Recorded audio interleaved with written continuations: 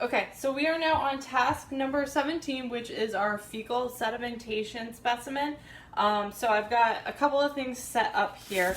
I have a specimen cup, which I use to mix up my stool sample with just plain regular water. I have another specimen cup with cheesecloth that I've put on top of it. I just rubber band it on. This way I can strain out a lot of the debris from the stool.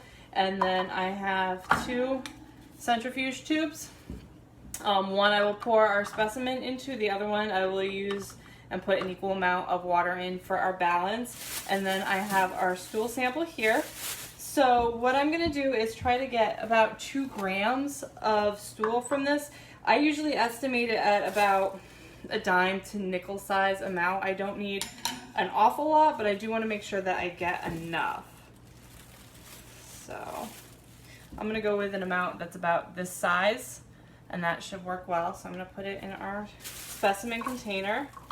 And then I like to try to clean up as I go. So I'm going to wrap this up and quickly put it in the trash. All right, and then I'm just going to add some plain tap water into our specimen, and then I'm going to break it up. Just kind of stir it up as I go. I like to do this over our sink so that I don't make a mess and so that I have enough space to work. Like I said, I like to try to keep things clean as I go so that other people don't have to clean up behind me, and we are a small one doctor practice, so we share a lot of space and we tend to step on each other's toes a lot. So I don't want to spread out too much. Alright, so that's pretty good. It's kind of like a slurry. See, it's all dark colors. There are some bigger chunks in there, but for the most part, it's all broken up. So then what I'm going to do is just strain this through the cheesecloth. And I folded this cheesecloth about, so it's got 3 repetitions on itself. I'm just going to kind of give this a little pat to try to get most of the fluid out, but not a lot of the chunks. I'll show you. So I can kind of see coarsely through it. It's going to let a lot of the smaller debris through, so it would let internal parasites, but it won't get any big chunks. So you can see here some good stuff in there. And then I'm just going to try to cleanly take this off, put it in this cup, and then I'm going to throw all this extra stuff away. And now what I'm going to do is take our nice little slurry here and pour it into our centrifuge tube. I only want it to fill about halfway up. I don't need all that much. So I'm going to dump a little extra out. So that should be pretty good. And then I'm going to balance it out by adding an equal amount of water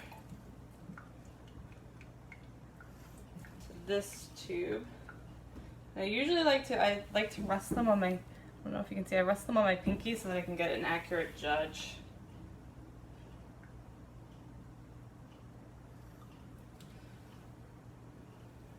Alright, so that's pretty good. So I'm going to turn you around so that I think you can see our centrifuge there. Perfect. Told you, small space. Close this door so you can see. Alright, and I'm going to put them on opposite sides. These are the only 2 samples that are going to be in our centrifuge right now. So only 2 samples in our centrifuge. So our sample is going to go in number 12. Balance is going to go in 6.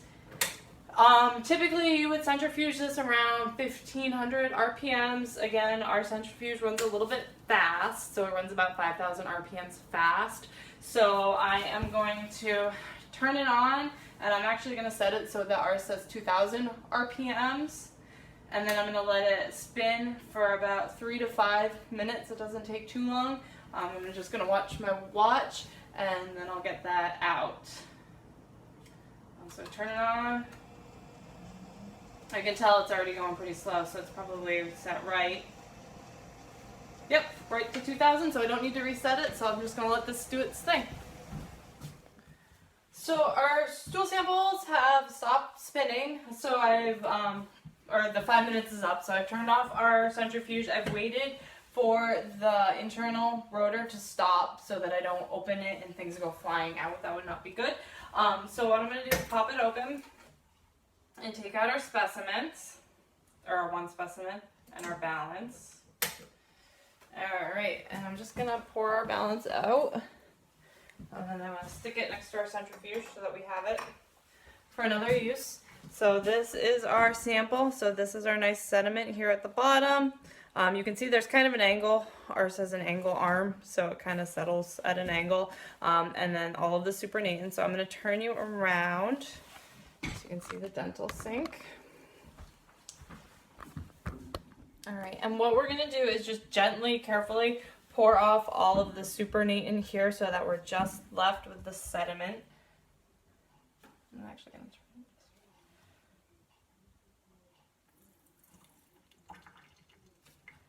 Try to get as much of this off as I can. Okay. So pretty good. I just have just a little bit of the liquid. Oh, sorry. A little bit of the liquid left. And then mostly sediment there.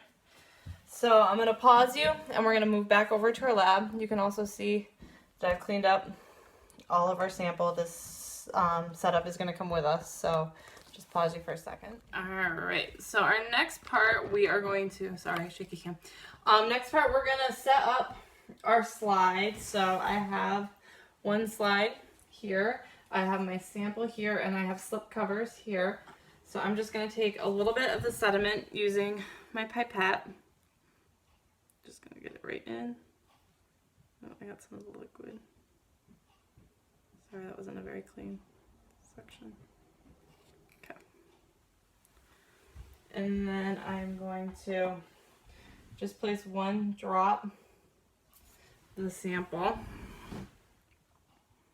right in the middle.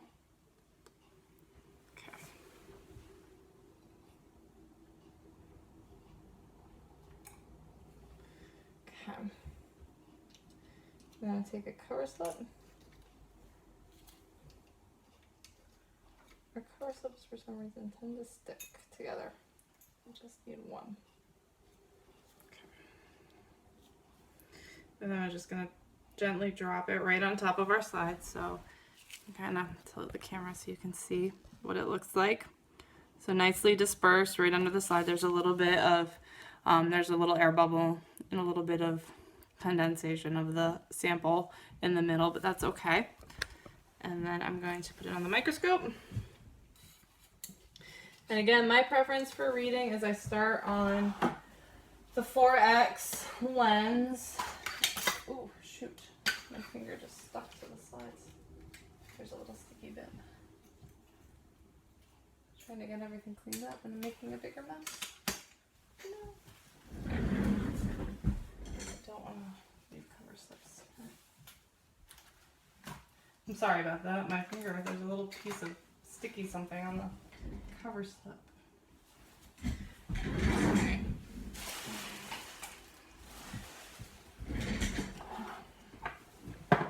Alright, so, sorry about that. The way I start, I'm going to turn on my light and I'm going to try to find a corner of my cover slip and center that over my light.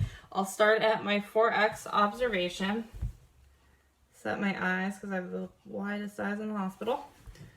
And then center the corner of the cover slip a little bit better. Try to get things in focus before I switch. Then I'm going to use my 10X, and that's what I do my general sweep on. And then if I come across anything that looks suspicious, then I will switch to the 40X, the high-end dry lens. And I'll go from there to see what it is. And as I've said before in my other videos, the way I do it is I start at the corner, go up a side, over, down, over, up, over, down, over. And I go all the way across my sample that way. And as opposed to, say, a fecal float with centrifuging, or any of the other, some of the other ways of doing a fecal sample, this one, actually, as opposed to a smear, this one and the smears, because they're sediments, you have a lot of the stool still in it, so you have to pay a little more attention to what you're looking at. So I go pretty slow with these because there's a lot more stuff on your slide.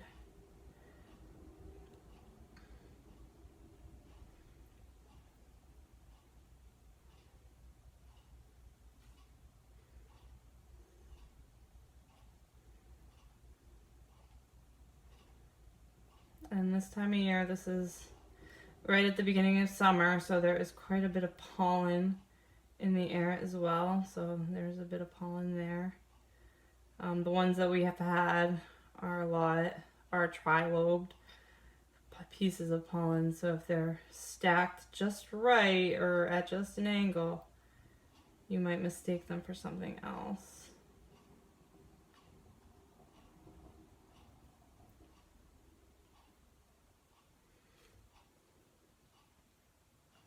And again, I like to change my fine focus a lot because there's depth to the sediment and everything that's under the slip cover. So this just helps bring different levels into focus so that I can more accurately see what I'm looking at. Especially helpful since there's so much sediment.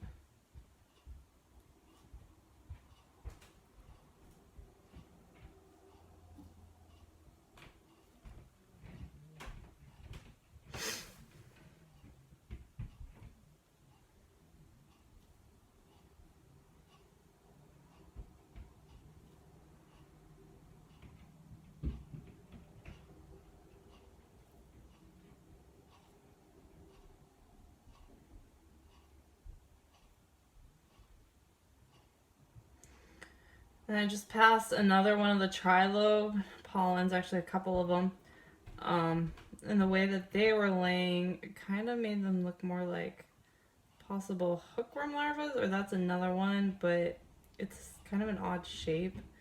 So if you weren't paying attention and weren't checking your depths,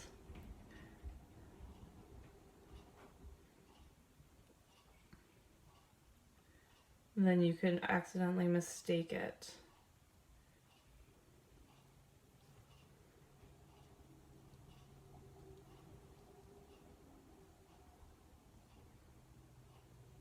For something else. And then there's also this funny pollen that I just particularly like coming across because it looks like an octopus. And you're like, that can't be right. It's just kind of a very Cthulhu-esque type of pollen. It's pretty funny looking. But it's always fun to see.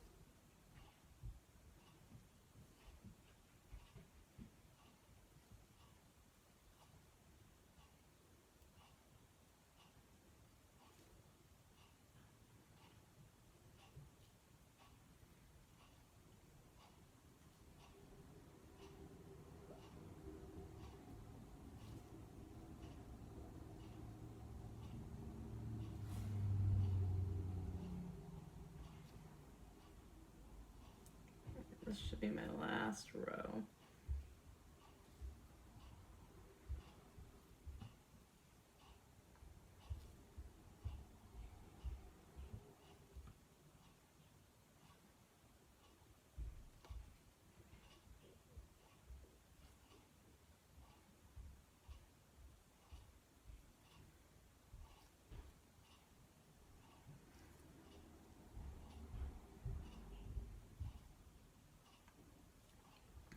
Again, because there is more debris in this, you do have to be careful and watch for things like coccidia, which can be small and sometimes difficult to pinpoint in all of this debris.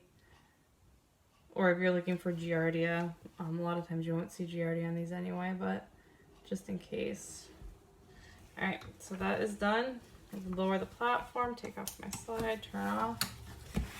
Okay, I'm gonna throw away my samples, but they're not in the way. Alright, and what I want to do next is just show you one of the pollens, so I'm gonna draw it.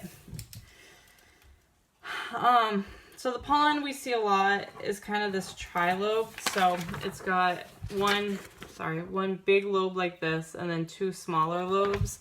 And you can imagine if you're looking at it from the top, a lot of times what it looks like is something like this, which you can imagine is hard to distinguish sometimes if it's at a certain angle. So making sure you get the depth of field of it and the look of it is important. Let me pull out, because sometimes if you're not careful, you could confuse it for sure with a whipworm. I think I said hookworms earlier, but I meant whipworms, which kind of looks like that. So it's got this ovular center and then these two kind of little points on each end. So it's important to make sure that you're noting size, especially of the balls at the end, and reference, so time of year and the formation of the center and the walls are different. The other one we see a lot, actually I already drew a picture, it kind of looks like this one. So it's kind of like this big ball of spikes, like a mace, not a mace, is it? A mace with all of those, the ball and chain kind of thing that they used to use in the medieval time period is what it reminds me of. So you can definitely see that and get confused and not know what it is. The octopus looking one just literally looks like an octopus. It's a tendril of all these legs that shoot out, and there's usually some kind of core. So it's usually all the way around. You'll see a bunch of different legs, or there might be 3 or 4 really long ones shooting from a central bulb like that. So that can be a little bit confusing, but nothing noted on this stool sample, which is great news. So I'm gonna put you on pause for a second and then we'll go put it in the computer. Okay, so I think you can kind of see what's going on here. Let me see if I can zoom you in a little bit. So this is our patient here who came in. Get my tripod off the frame. So dog named Bear who came in earlier just for his annual checkup. So we put in all of his annual stuff as well, visit his vaccines. And then someone has already put in the results of the stool sample. So what we would do is just enter it as a line item under new line item, negative. Fecal exam results, negative. We do not specify the difference between flow or if it's a smear or if it's a sedimentation. We just write fecal exam results negative. So I would double click on that and then hit OK here, and it would automatically just prompt it here as a line item. And then we would let the client know and the doctor know so that we can proceed accordingly.